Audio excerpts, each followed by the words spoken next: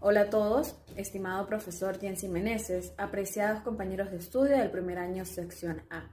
Nuestro grupo, el número 6, está conformado por Isabela Viloria, Saraid Cárdenas, María Ángel Morón, Manuel López, Guillermo Maldonado y mi persona, Norelis Labrador. Nos ha correspondido hablar sobre la patria potestad, sus generalidades y crianza. A continuación, nuestra exposición, esperamos que la disfruten. La patria potestad. Los orígenes de la patria potestad datan del derecho romano, de donde nace prácticamente todo nuestro ordenamiento jurídico. Una de las principales figuras dentro del derecho romano fue el paters familia. Este sujeto tenía unos derechos ilimitados sobre la persona y los bienes del hijo. Si hablamos del ámbito personal, el paters familia incluso podía decidir entre la vida y la muerte del hijo. Y si hablamos desde el ámbito patrimonial, el hijo no tenía la capacidad de adquirir ningún bien, puesto que todo lo que adquiría pasaba a formar parte del patrimonio del paters. Con la evolución del derecho nació la institución de la patria potestad, siendo en principio una institución que favorecía al paters, o sea, le daba derechos al paters sobre el filius. Ya posteriormente fue que esta institución se estabilizó como una institución que beneficiaba principalmente a los hijos. Incluso llegó a convertirse en una institución supraestatal, pues es el Estado quien vigila que los derechos y deberes de los niños, niñas y adolescentes sean respetados. En Venezuela, la principal institución que se encarga pues, de realizar estas actividades es la Ley Orgánica para la Protección de Niños, Niñas y Adolescentes, o mejor conocida como LOPNA, la cual tiene una vinculación directa con la patria potestad y bueno, incluso en su ordenamiento jurídico hay un capítulo especialmente que habla de la patria potestad, así como también la LOPNA tiene una vinculación directa con el derecho de familia, estableciendo pues que la familia es la célula central de la sociedad, puesto que allí es donde el niño nace, crece y se desarrolla. La patria potestad se fundamenta en la filiación y no en el matrimonio, lo que quiere decir que no importa si al momento de concebir el hijo o cuando ya el hijo nace, los padres se separan, o si el hijo fue concebido en una unión estable de hecho o en una relación extramatrimonial, puesto que, como ya se mencionó anteriormente, lo que realmente es importante es la filiación entre el progenitor o el padre y el hijo. Rina Masuera, una de las autoras del Manual de Derecho Civil de la Universidad Católica del Táchira, establece una serie o un conjunto de derechos que tienen los menores de edad y que los padres deben respetar. Por ejemplo, tener un nivel de vida adecuado, compartir con ambos padres, tener una educación de calidad, un desarrollo integral y pues estos son obligaciones que atan a los padres por el simple hecho de tener una filiación con el menor. En la legislación venezolana, como ya mencioné anteriormente, la LOPNA es la ley que rige la patria potestad, establece en su artículo 347 que la patria potestad es el conjunto de derechos y deberes que tienen los padres en relación a sus hijos e hijas menores de edad, y tienen como objeto garantizarles educación de calidad, un nivel de vida adecuado y un desarrollo integral. Titularidad y ejercicio de la patria potestad. La patria potestad le concierne a ambos progenitores, así lo establece el artículo 349 de la LOPNA, el cual dice que no importa si el hijo o hija nació fuera del matrimonio o en una unión estable de hecho, pues lo importante es que se corrobore la naturaleza filial de la patria potestad. Siguiendo con el artículo 349, podemos ver que se establece que los padres deben tomar en cuenta el interés superior del niño al momento de tomar una decisión que sea importante para los hijos. Todo esto con la finalidad de que el menor no se vea afectado. El interés superior del hijo se ve o se establece en el artículo 8 de la LOPNA, donde el legislador define al interés superior del niño como un principio fundamental de obligatorio cumplimiento al momento de tomar una decisión que involucre a los menores de edad, o sea, niño, niña o adolescente. La titularidad de la patria potestad en la LOPNA se rige por unas normas para 3 principios fundamentales: el artículo 349, el artículo 350 y el 351. 1. La titularidad y ejercicio dentro del matrimonio, artículo 349, el cual establece que la patria potestad para los hijos e hijas habidos durante el matrimonio se debe ejercer conjuntamente entre el padre y la madre para el beneficio de los hijos. Aquí, obviamente, el legislador hace referencia al beneficio de los hijos, por si acaso alguno de los padres o los padres algún día tienen diferencias, sean resueltas conjuntamente por el beneficio de los menores. De titularidad y ejercicio de la patria potestad fuera del matrimonio, artículo 350, el cual dice que en el caso de los hijos e hijas comunes habidos fuera del matrimonio o en las uniones estables de hechos que cumplan con los requisitos establecidos en la ley, los padres deben ejercer la patria potestad conjuntamente para el beneficio e interés de los hijos. Aquí también hace referencia a que si en tal caso la patria potestad o la filiación se da de manera individual, el padre deberá reconocer a su hijo en el lapso de los primeros 6 meses posteriores al nacimiento del menor. Y el último principio serían las medidas en caso de divorcio, separación de cuerpos y nulidad del matrimonio, donde entra el artículo 351 diciendo que en caso de divorcio, de separación de cuerpos o nulidad del matrimonio, el juez deberá tomar algunas medidas pertinentes con la finalidad de beneficiar al hijo. En este caso, entraría lo que es la parte de la custodia, el régimen de convivencia familiar y la obligación de manutención, que deben tomar en cuenta los padres con respecto a sus hijos e hijas menores de 18 años y los que ya hayan cumplido 18 años que tengan una especie de discapacidad total o parcial. Aquí vemos cómo la ley no desampara a ninguno de los hijos y que aunque los padres no están obligados a estar juntos, sí están obligados a tener obligación con sus hijos mientras estos sean menores de edad. Privación y extinción de la patria potestad. Los progenitores pueden perder la patria potestad ya sea por acción u omisión. Existen algunos factores por los cuales se puede perder la patria potestad y entre ellos nombramos la muerte de alguno de los padres o del hijo, la mayoría de edad y la emancipación del hijo, la alteración mental de alguno de los padres, encarcelamiento de alguno de los padres o la ausencia muy prolongada de alguno de los progenitores. Ahora bien, según lo establecido en el artículo 352 de la LOPNA, los progenitores pueden perder la patria potestad, ya sea porque los maltraten física, mental o moralmente, porque los expongan a algún riesgo o amenaza que ponga en peligro los deberes y derechos de los menores de edad, porque se nieguen a prestarles la obligación de manutención, porque abusen de ellos sexualmente, los exploten sexualmente, porque los padres sean dependientes de algunas sustancias alcohólicas, estupefacientes o psicotrópicas. También porque sean condenados por actos punibles realizados contra los hijos e hijas. O también pueden perder la patria potestad porque los padres permitan o inciten a los hijos a realizar actividades que atenten contra su salud mental, física o moral.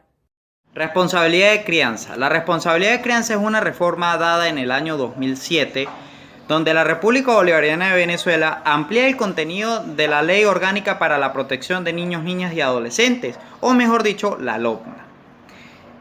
Para empezar a definir la responsabilidad de crianza, hay que ir al artículo 358 de la LOPNA, donde nos habla de que el padre y la madre tienen el derecho, el deber y el derecho igual e irrenunciable de amar, criar, educar, custodiar, vigilar, mantener y asistir material, moral y efectivo a sus hijos e hijas. Esto es para que el niño crezca bajo valores y fundamentos buenos, principios, los cuales el día de mañana pueda formar a un ciudadano éticamente y moralmente bueno. Más adelante en este artículo nos habla de que se prohíbe totalmente cualquier correctivo físico, psicológico, violento sobre el niño. Esto para que el niño el día de mañana crezca bajo una información, un conocimiento de sus libertades y que también pueda desarrollar una personalidad y una actitud buena delante de los ojos del Estado. Para criar a un hijo se necesita educarlo con amor, con correctivos buenos, sanos, que lo ayuden a crecer y desarrollarse como una persona buena. El artículo 358 de la LOPNA prohíbe totalmente de que el niño crezca en un ambiente antisocial, un ambiente malo para él, un ambiente donde él crezca bajo una semilla no acorde a lo que quiere el Estado, una actitud, una personalidad sana. La custodia. Antes de entrar en detalle en el tema que nos concierne, quiero hacer énfasis en la importancia de entender las diferencias que existen entre patria potestad y custodia, puesto que estas se tienden a confundir, sin embargo son figuras jurídicas distintas. Entonces, la patria potestad es la representación general y la administración de los bienes de los menores de edad. Por ser padre o madre siempre se obtendrá la patria potestad, a menos que un juez disponga lo contrario. En cambio, la custodia se centra en la convivencia habitual con el hijo menor de edad y le comprende todas las responsabilidades como vivienda, vestido, educación, entre otras cosas más. En consecuencia, decimos que la custodia es parte integrante de la patria potestad. Seguimos con el tema que nos concierne. Entonces, la custodia es pues un atributo muy importante de la responsabilidad de crianza. Básicamente es la convivencia que tienen con el hijo en el lugar o recinto en donde conviven y se desenvuelve el desarrollo de la vida integral de estos.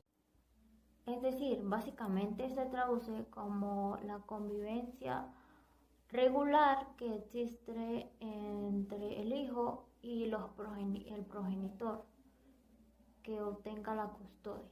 En el caso de padres de que haya una separación. La atribución de la custodia debería ser un acuerdo entre los padres tomando en cuenta la opinión del hijo. Si los progenitores no se ponen de acuerdo, entonces deberán acudir a un tribunal competente, tal como lo dispone el artículo 359, tercer párrafo de la LOPNA. Por otra parte, existen diferentes tipos de custodia. Por un lado, tenemos la custodia monoparental o exclusiva. En segundo lugar, tenemos la custodia repartida. En tercer lugar, tenemos la custodia partida. Y en último lugar, tenemos la custodia compartida. Ejercicio de la responsabilidad de crianza. Con la reforma de la Ley Orgánica para la Protección de Niños y Adolescentes del 2007, ahora Ley Orgánica para la Protección de Niños, Niñas y Adolescentes, LOPNA, el atributo de la guarda es sustituido por el de responsabilidad de crianza. Buen día, estimado profesor. Mi nombre es Guillermo Manuel Maldonado Pinto y me corresponde exponer sobre la revisión y modificación de la responsabilidad de crianza. Esto quiere decir que el juez o jueza puede revisar y modificar la decisión sobre la materia de responsabilidad de crianza. ¿Cómo puede hacerlo? Número 1. A solicitud del sometido. El sometido, ya sea el hijo o hija, debe ser mayor de 12 años y menor de 18 años, ya que debe ser menor de edad. Número 2. El padre o la madre también pueden solicitarla. Y número 3. El Ministerio Público debe también solicitarla. El fundamento legal de la revisión y modificación de la responsabilidad de crianza se encuentra plasmado en el artículo 361 de la Ley Orgánica para el Poder de Protección de Niñas, Niños y Adolescentes. Ahora bien, Es importante decir que el juez debe tomar una decisión fundamentada bajo el interés del niño. Esto quiere decir que el juez es el que va a decidir qué es lo que va a ser de ese hijo. Tiene que tomar la mejor decisión para qué será lo mejor del futuro de ese niño. El juez tiene obligaciones que es de escuchar las opiniones del hijo o hija, como también tiene la obligación de escuchar al fiscal del Ministerio Público. Por último, los supuestos de procedencia para que se revise o modifique la responsabilidad de crianza. Número 1. Debe haber una sentencia o un acuerdo voluntario. Número 2. Esa sentencia debe ser definitivamente firme o debe haber un acuerdo homologado. Número 3. Que los hechos de responsabilidad de crianza antiguamente se hayan modificado. Número 4, que se interponga una demanda. Y número 5, que dicha demanda se interponga por el Tribunal de Protección de Niños y Niñas y Adolescentes en donde resida el niño. Así culminamos el tema de responsabilidad de crianza. Continuando con mi exposición, me corresponde mi segundo tema, que es la obligación de manutención. Todos los niños, niñas y adolescentes tienen deberes y derechos que son primordiales ante cualquier ente y organismo. Ahora, hablando sobre la obligación de manutención, es aquella obligación que tienen todos los padres que no tienen la custodia de los hijos. Esto quiere decir que los padres tienen que cubrir las necesidades de ese niño. ¿Como cuáles? Las que son cultura, educación, vestido, habitación, sustento, atención médica, medicina, recreación, deportes y asistencia. La obligación de manutención se encuentra establecido en la Ley Orgánica para la Protección de Niños, Niñas y Adolescentes en el artículo 365. Algo que también es muy importante decir es que también está en la Constitución en el artículo 77, el que dice así: el padre y la madre tienen el deber compartido e irrenunciable de criar, formar, educar, mantener y asistir a sus hijos o hijas. La ley establecerá las medidas necesarias y adecuadas para garantizar la efectividad de la obligación alimentaria. La obligación de manutención tiene los siguientes efectos. El primer efecto es por devenir de la filiación legal o judicialmente establecida. Esto quiere decir, de la filiación legal, que el hijo debe ser de sangre del padre o de la madre, y judicialmente establecida es que un tribunal lo otorga, por ejemplo, la adopción. El segundo efecto son que los hijos no deben haber alcanzado la mayoría de edad. ¿Qué podemos decir con esto? La obligación de manutención es solamente para los menores de edad, de 0 a 18 años, pero tienen una excepción, que es que si el hijo se encuentra con una discapacidad o se encuentre cursando estudios que le imposibiliten laborar, se les tiende hacia desde los 18 años hasta los 25 años de edad. Esto lo dispone el artículo 383 de la Ley Orgánica para la Protección del Niño, Niña y Adolescente. El tercer efecto es que esta manutención será fijada por un juez.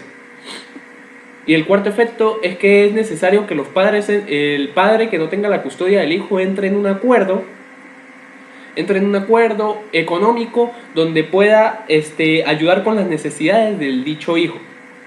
Si este padre o madre no llega a ese acuerdo, se irá hacia un tribunal y tendrán que hablar sobre las necesidades económicas donde se encuentra el niño. Continuando con el tema de obligación de manutención, viene la subsidiariedad.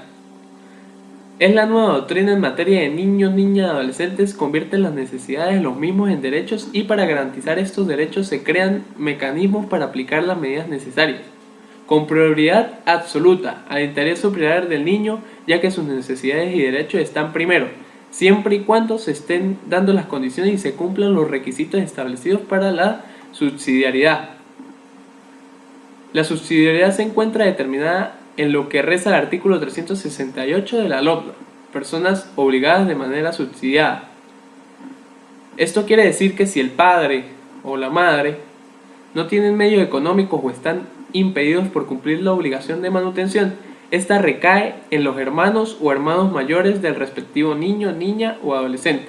Los ascendientes por orden de proximidad, o sea, los parientes colaterales, hasta el tercer grado, las obligaciones pueden recaer asimismo sobre la persona que represente al niño o niña o adolescente, a falta del padre, de la madre o sobre la persona a la cual le fue otorgada su responsabilidad de crianza. En el artículo 368 de la Ley Orgánica para la Protección de los Niños, Niñas y Adolescentes, la intención del legislador fue no dejar desamparados a los niños desde el punto de vista económico. Es por ello que, partiendo de la idea que el niño, niña y adolescente se encuentra imposibilitado de proveer sus propias necesidades básicas, es necesario encontrar un pariente en su familia que asuma la responsabilidad económica, por lo que se extrae del mismo que como obligados subsidiarios en primer término a los hermanos del niño, niña o adolescente, mayores de edad, luego los abuelos en orden de proximidad y por último los parientes colaterales hasta el tercer grado. Lo último que podemos decir es algo importante, que podemos destacar que para que decidir sobre la subsidiariedad de la obligación de manutención se hace necesario lo siguiente. Número 1, que el progenitor o la progenitora hayan fallecido. Número 2, que el progenitor obligado no tenga los medios económicos. Y número 3, que el progenitor obligado esté impedido de cumplir la obligación de manutención. Ahora bien, una vez comprobado que los progenitores realmente no pueden cumplir con la mencionada obligación, debe solicitarse esta a los obligados subsidiarios, en el orden que aparecen en la norma. Por lo tanto, se les solicitará a los hermanos mayores del niño o adolescente que requieran alimentos, ya sean de doble o de simple conjunción. Si no hay hermanos mayores o habiéndolos y no disponen de los recursos para cumplir tal obligación, se solicitará la misma de los ascendientes paternos o maternos del niño o adolescente, por orden de proximidad, esto es, primero los abuelos, después los bisabuelos y después los tatarabuelos. Además de haberse cambiado el término, el contenido también fue ampliado. El artículo 358 de la Ley Orgánica de Protección de Niños, Niñas y Adolescentes consagra lo siguiente.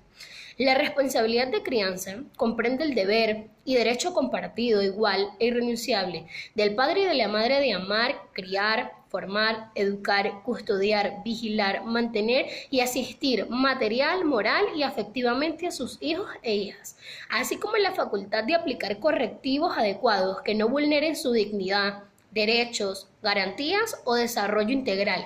En consecuencia, se prohíbe cualquier tipo de correctivos físicos, de violencia psicológica o de trato humillante en perjuicio de los niños, niñas y adolescentes. De acuerdo con el artículo 359 de la LOPNA, la regla general que el padre y la madre que ejerzan la patria potestad tienen el deber compartido, igual e irrenunciable de ejercer la responsabilidad de crianza de sus hijos o hijas y son responsables civil, administrativa y penalmente. A esta norma se le añaden dos especiales. Número 1. En los casos de hijos e hijas comunes habido fuera del matrimonio o de las uniones estables de hecho que cumplan con los requisitos establecidos en la ley, la patria potestad corresponde y la ejercen conjuntamente el padre y la madre. Número 2. Cuando el padre y la madre ejerzan de manera conjunta la patria potestad, los desacuerdos respecto de los hijos e hijas se resolverán conforme con lo previsto en el artículo anterior. Para regular la materia dispone la ley que: Número 1. En caso de interponerse acción de divorcio, de separación de cuerpos o de nulidad de matrimonio, el juez o jueza debe dictar las medidas provisionales en lo referente a la patria potestad y a su contenido, particularmente en lo que concierne a la custodia, al régimen de convivencia familiar y a la obligación de manutención, que deben observar el padre y madre respecto a los hijos que tengan menos de 18 años. y a todo aquel que teniendo más de esta edad se encuentre con discapacidad total o gran discapacidad de manera permanente en todo aquello que procede.